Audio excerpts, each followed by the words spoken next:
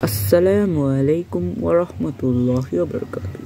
Beautiful dream চ্যানেলের এটি সর্বপ্রথম ভিডিও।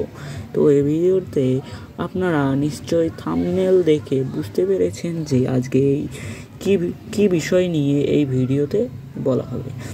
তো এই ভিডিওতে অ্যাকুরিয়াম মাছের বা রঙিন মাছের যত্ন কি করলে মাছগুলো সুস্থ এবং ভালো থাকবে, না হলে আমরা যে কোনো অ্যাকুরিয়ামের দোকানের পাশ দিয়ে বা কোথাও গেলে অ্যাকুরিয়াম মাছ দেখলে আমরা পছন্দের বসে নিয়ে আসি, কিন্তু মাছগুলোকে বাঁচাতে পারি না বা সুস্থ রাখতে পারি না।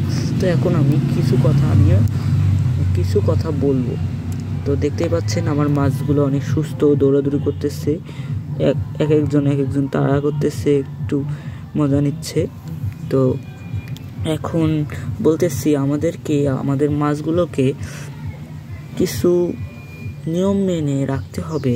সেগুলো হচ্ছে খাবার দেওয়া এবং পানির কোয়ালিটি ভালো রাখা, কি ট্যাঙ্কে রাখতে হবে এবং আরও পুষ্টি চাহিদা মেটানোর জন্য কি খাওয়াতে হবে। এগুলো সর্বপ্রথম আমি খাবার দেওয়া নিয়ে বলতেছি। তো আমাদের মাছগুলোকে আমাদের খাবার দিতে হবে একটি মাপ করে। আমরা ভেবে থাকি যে মাছগুলোকে অতিরিক্ত খাবার দিলেই তারা বেশি খাবে এবং তাড়াতাড়ি বড় হবে এবং তারা সুস্থ থাকবে, কিন্তু এটা ঠিক না। কারণ অতিরিক্ত খাওয়ানো বা ফিডিং এটি তাদের জন্য অনেক ক্ষতিকর। কারণ অতিরিক্ত ফিডিংয়ের ফলে তাদের পেটে চর্বি জমা হতে পারে এবং ওরা নাও খেতে পারে। না খেলে ওটা পানির নিচে গিয়ে ওটার মধ্যে অ্যামোনিয়া তৈরি হবে, পচে, তা মাছের জন্য অনেক ক্ষতিকর। অ্যামোনিয়া হলো একটি গ্যাস উৎপন্ন হয়, অ্যামোনিয়া ওই খাবারটি পচে একটি গ্যাস উৎপন্ন হয় যা মাছের জন্য অনেক ক্ষতিকর। এখন আমরা অ্যামোনিয়া থেকে রক্ষার জন্য আমরা কি করতে পারি, এটা হচ্ছে আমরা যদি নিয়ম মেনেও যদি খাবার দিই, অনেক সময় দেখা যায় মাছ 1-2 দানা খায় না, ওটা পানির নিচে পড়বে, এটা একটা সাধারণ ব্যাপার, ঠিক আছে। তো আমাদের এখন কি করণীয়, আমাদের একটু বড় জায়গার মাছ রাখতে হবে।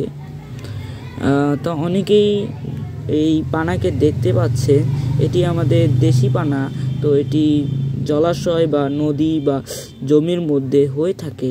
পানি যখন বর্ষার মধ্যে যখন বন্যার পানি আসে বা যেখানে পানি জমে থাকে, এর শিকড়গুলো ওই অ্যামোনিয়াকে অ্যাবজর্ব করে এবং তারা বেঁচে থাকে। এগুলো আরেকটি সুবিধা হচ্ছে গাপ্পি মাছ এখানে দেখতে পাচ্ছেন। গাপ্পি মাছে জানেন নিজের বাচ্চা নিজেই খেয়ে থাকে। তো এই শিকড়গুলো এই যখন পানির মধ্যে যায় তখন এগুলো দেখুন একটু ভিতরে একটু লুকানোর মতন জায়গা তৈরি হয়, এর মধ্যে হাইড করে থাকে মাছের বাচ্চাগুলো। এখন আরেকটি কথা হচ্ছে আমরা কি খাইতে দিব আমাদের মাছকে। আমি সাধারণত বলবো পেলেট জাতীয় খাবার এবং লাইভ ফুড মাছের জন্য অনেক ভালো। সপ্তাহে 1 বা 2 দিন যদি আপনারা লাইভ ফুড খাওয়াতে পারেন আপনার মাছকে, তাহলে মাছ ইনশাআল্লাহ অনেক সুস্থ থাকবে এবং কালার অনেক ভালো থাকবে এবং খুব দ্রুত বৃদ্ধি পাবে এবং আপনারা দেখেও মজা পাবেন। লাইভ ফুডের মধ্যে কি রয়েছে, ড্যাফনিয়া। তো ড্যাফনিয়া হলো একটি পোকার মতন, খুব ছোট, আপনারা অনেকে জানেন। তো যারা জানেন তারা ধরে খাওয়াবেন। এরপরে আমি একটা ভিডিও দিব ড্যাফনিয়া কালচারের। তো আপনারা আমার চ্যানেলকে সাবস্ক্রাইব করে বেল আইকনটি বাজিয়ে রাখবেন, সে কারণে আমি যেদিন ভিডিওটা দিব আপনারা জানতে পারবেন। অন্যান্যখানেও আপনারা দেখতে পারেন, কিন্তু তাতে কি হবে, আপনারা বুঝতে কম পারবেন, কারণ তারা ফার্মার, তারা অভিজ্ঞ, তারা ভাববে যে আপনিও অভিজ্ঞ, কারণ তারা নতুন, তারা তো অত কিছু জানেন না। তো তারা ওভাবে আপনাদেরকে গুরুত্ব দিয়ে কথা বলবেন। তা আমি গুরুত্বর সহিত কথা বলতেছি। তো এখন দেখতে পাচ্ছেন আমার মাছগুলো একটু ক্ষুধার্ত, খাওয়াইতে হবে কিছুক্ষণ পরে। এখন আমি আবার একটি কথা হলো, শীতকালে কিন্তু মাছ খুব কমই খায় আমার চ্যানেলে।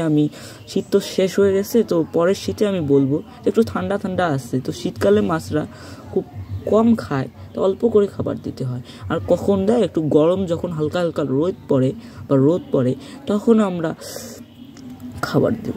তো এখন আরেকটি কথা হচ্ছে, পানি পাল্টানো। পানির কোয়ালিটি খারাপ হলে মাছ কিন্তু অনেক রোগ ব্যাধিগ্রস্ত হয় এবং মারাও যেতে পারে। আমার পানি দেখুন অনেক পরিষ্কার, এখানে অতটাও নোংরা নেই। দেখা যাচ্ছে পানির তলদেশে একটু ময়লা জমা হয়, ওটা স্বাভাবিক ব্যাপার।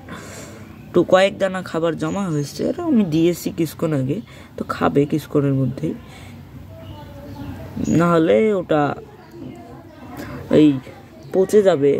তার আগে আমি তুলে ফেলে দিব। এখন তো আপনাদেরকে দেখাবো কীভাবে সাইফন পাইপ দিয়ে ওটা ফেলে দেওয়া যাবে। তো এখানে আমার সেট আপ। তো আরেকটি ব্যাপার হচ্ছে পানি, যেটা এখনই বললাম। তো পানি পরিষ্কার রাখতে হবে। তো পানি পরিষ্কার রাখার জন্য আমাদের পানি চেঞ্জ করতে হবে সপ্তাহের মধ্যে। আবার যারা অ্যাকুরিয়াম ইনডোর সেট আপ বা ভিতরেও কেউ থাকে অ্যাকুরিয়ামের মধ্যে, ওই ফিল্টার ইউজ করে না। তো এখন এর জন্য অনেক পানি নোংরা হয়। ফিল্টার ইউজ করলে কি হয়, আমাদের পানিটা পরিষ্কার থাকে।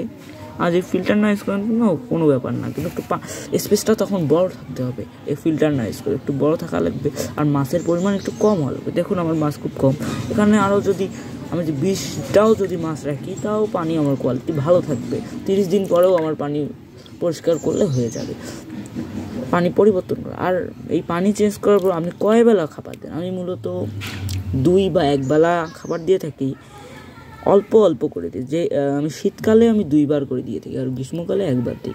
শীতকালে কেন 2 বার দেই? কারণ হলো শীতকালে মাছ কম খায়, রুচিটা একটু কম থাকে, কারণ একবারে দিলে তারা খেতে পারে। আমি অল্প একটু একবার দেই, যেটা তাদের অল্প একটু খাওয়ার পর আবার আমি 2-3 ঘন্টা পরে অল্প একটু আবার দিই।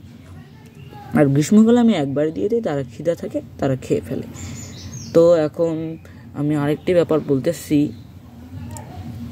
সেটা হচ্ছে এখানে আপনারা দেখতেই পাচ্ছেন, এটা হলো আমার অ্যাকুরিয়াম প্লান্ট, অ্যাকোয়াটিক প্লান্ট। তো এই অ্যাকোয়াটিক প্লান্ট নিয়ে আমি একটু ভিডিও করব, কোন কোন অ্যাকোয়াটিক প্লান্ট অ্যাকুরিয়ামের মধ্যে রাখলে অক্সিজেন তৈরি করে।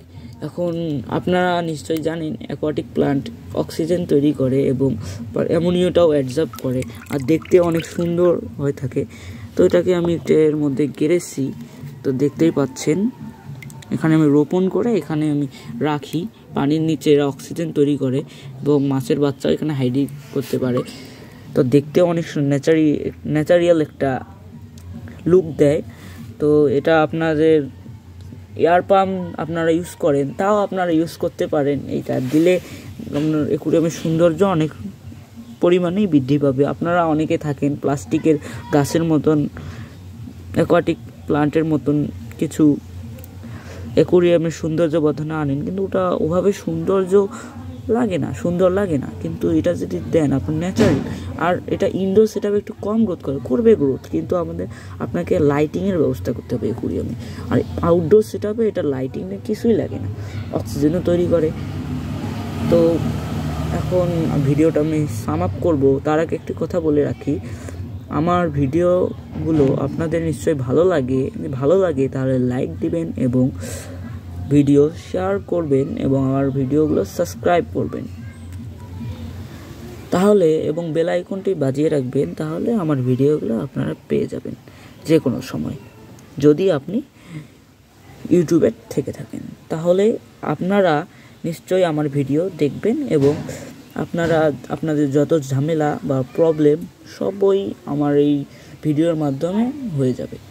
কেউ থাকে যে মাছ আনার পরে কি করতে হবে না করতে হবে, তার জন্য আমি এই ভিডিওটা বানাইছি। তো আপনারা নিশ্চয়ই বুঝতে পারছেন, আর যদি না বুঝে কমেন্টে আমাকে প্রশ্ন করতে পারেন।